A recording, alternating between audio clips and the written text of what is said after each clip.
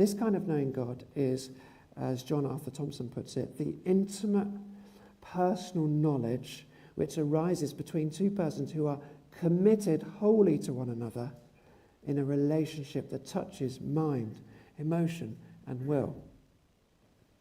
That's a bit wordy, but it just I'm trying to encompass the deep personal nature of our new covenant relationship with God. And this is what God wants. He doesn't want it to be academic and dry and just facts. He wants it to be intimate, personal, vibrant, exciting. I wonder, have you realized that this is what a relationship with God is like? Perhaps your perception of Christianity or religion or God is that it's just a bit dry, boring, and formal. It's not like that at all. It's a vibrant, exciting, wonderful relationship, deeply personal, that God offers. Do you realize that this is what God offers?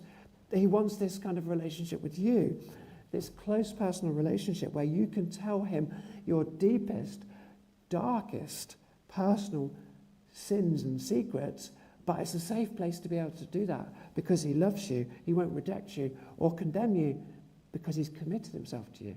That's the kind of relationship that is offered to us through the new covenant.